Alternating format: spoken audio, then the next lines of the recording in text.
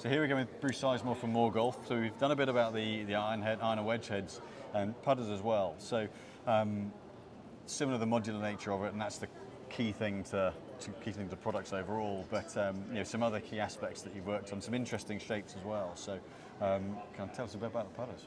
Sure. So right now the putter line consists of 4 different models: 2 blade putters, 2 mallet. Our Endure putter features.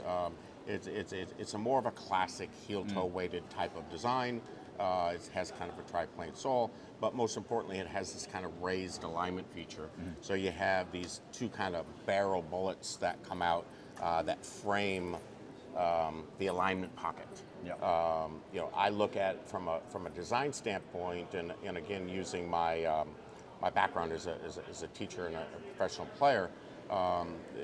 There's 2 camps, and sometimes I'm kind of both. So there's a lot of people that align that have more perpendicular alignment off the top line, and then some people that their vision and optics may mean more for parallel alignment. Oh yeah, so they want it parallel for me looks left. I've got to use the face. And I'm the I've opposite. actually painted over the line on my putter recently because of that. And there's no, I mean, some guys are spot putters, right? Some are aim putters. So in putting, I found to have, there's, you know, if there's laws, principles, and preferences in the golf swing, there's almost no laws or principles. It's almost all preferences in the putting, in the putting mechanics, right? So we look at it that way, and then our render putter, you know, has some really cool lines to it as well, and we have a couple of different alignment features to kind of center and then frame the alignment pocket again. But what we do on all of our blade style putters is we have 4 different neck styles right now: our mid curve, our mid straight, kind of our classic neck, and our inline neck, so that when you guys are fitting, you know, you can dry fit with these. The tolerances, you can tell, you know, there's no wiggle even in that, right? No, they don't need to be glued. You can put the screw in the bottom, but that allows you guys, right, to have.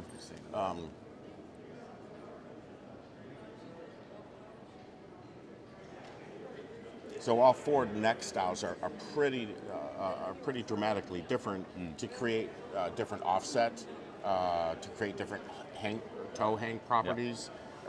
You know, again, to match that player's individual stroke and how they're feeling, how they're releasing the putter through or not, right? I tend to be more straight back, closed, straight through, open. Obviously not 100%, and that's not what you would normally teach. That's just my thumbprint, so to speak. You and Lauren That's Roberts. how I do it. Yeah, there you go. Boss of the Moss, right?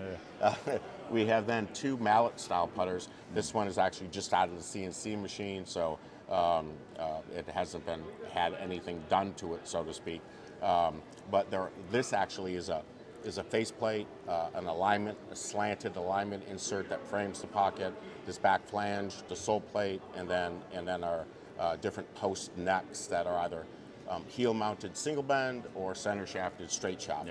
And then our Testify putter, which is doing really well on the tour right now, recent success, a lot of success on tour, so we moved the alignment pocket up, halfway up, for better optics. You can choose between 1, 2, or 3 lines. It's a little bit, this has a little more flowing properties to it, where this is a little bit more linear and a little more angular. So I like to have properties match from an optic standpoint in the putters, so that we have something remarkably different in everything we come out. I was going to say, because they're quite a different shape and visual to what you'd often see. The actual sort of formation, I guess the general shapes, but I guess the combination of the alignment marking, the shape, the hosel insertion, again, all functional, but quite, as you said, you could argue that quite dramatically different from some of the heads that are out.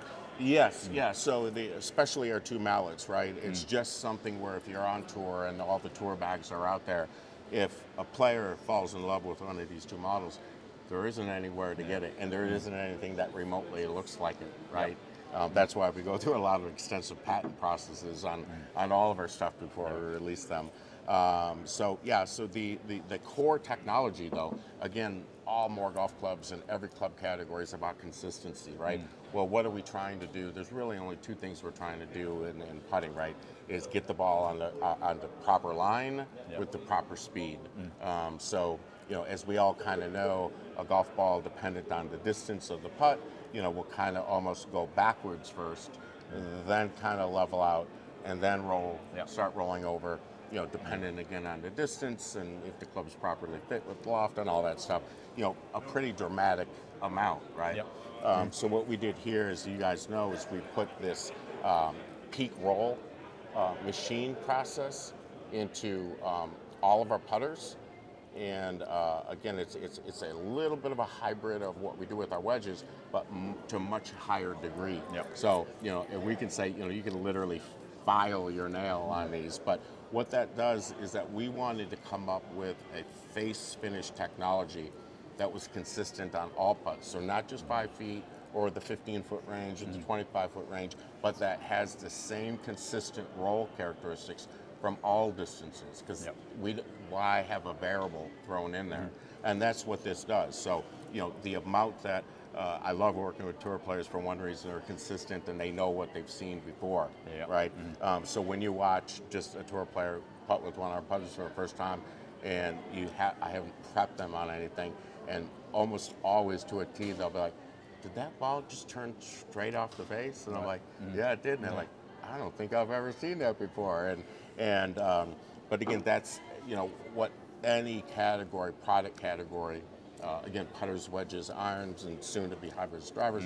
But our philosophy is, distance is nice, and our clubs are plenty long, but it's doing this and this and shrinking your circle that matters in the end. And so we pay a lot of attention to the design and the technology and the high-end precision machining of all of our golf clubs in Michigan, all billet machined, CNC machined, and so again, with our other lineups, we're going to continue expanding our putter line. This Testify model is already going to be morphing into a hybrid blade, and as you can see how maybe, our Proof model is we already have a hybrid blade version of that. So that's what the modularity in the design allows us to do, and that's why like I said, we have about 5 years of product development kind of already in the queue waiting to go.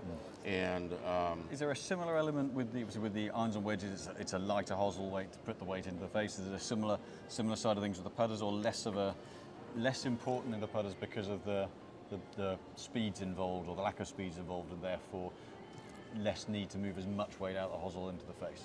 Yeah, so with all the neck styles, you try to incorporate, especially in the blades, right? You try to incorporate a head style that would match then the neck styles you're incorporating.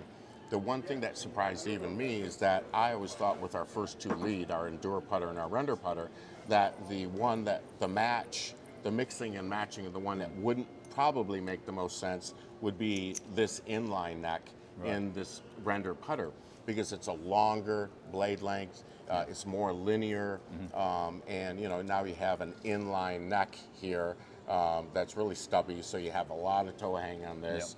And at first I thought it probably isn't even going to look good in this model, and I thought you probably might have feeling like the toes lagging a little bit or something. And for me, I have this in the heel shafted version, and this putter with this neck as my kind of backup, because I don't get a chance to play as much as I used to, and sometimes each day I just, okay, this one feels a little bit better. So the one that I thought would not fit my stroke, like kind of going straight back closed or straight through and open, this would be the last one that I would put together.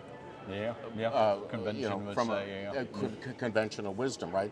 But it just optically it looks good, and I don't feel I feel like it's matching my stroke. So again, there's so many preferences in the putting stroke. I'm sure you guys have seen everything, and they're guidelines, right? But then you have to, with the feedback that you get back from your customers, we're all listening carefully, and that's an important element of it. Putters in particular, with the Quintex software, we can look at the ball roll, as you talked about earlier. We can see whether a particular loft or head style's working better. But then, putting is there's a bit more unmeasurable bits with putting, the confidence, the trust of it. So the personal preference bit, almost long game. the numbers will out a little bit more. I think a putting, it's you've got to love what's on the bottom. You've got to enjoy looking down at it. And you say maybe with this one, the fact that the shaft and the face are inline rather than offset, hence the name of the hosel insertion, just helps keep it matched up rather than getting the alignment of the mass in the head outside of the shaft line. There's physics always involved somewhere as to why it works and why it doesn't. But yeah, I think, and so for me, the face pattern is fascinating how coarse and how rough that is. And I think if I remember rightly, is it all the I don't try to think how many points there are on this. So they it's sharp over points. 1,000 peaks that create that surface that gives it that surface roughness to kind of grab the cover in the ball. Now, when for good reasons, Precision Golf was one of our first accounts, and we actually now, as you guys know, are going to be sending you some kind of what we'd call Rev 2 type of face finishes, because I'm sure you can feel now that we've actually we always refine and get better and better and better, right? So our first go about it, there wasn't as high of a friction rate. We now have it to a point where, that ball is now grabbing that cover and pretty much turning off the face.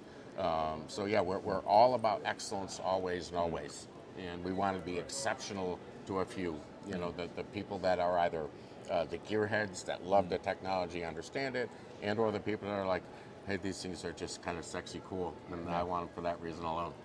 And so the nice thing with all of it is it all makes engineering sense. It all, there's a definite reason why everything's done. And I think the interchangeability, the modular nature of them makes them very easily fittable. So we can, all the current models are in the studio, all the current necks are in the studio. Come by, test them out, see for yourself, and hopefully we'll get some good results, and you'll get some quicker rolling putts on the greens next time you play.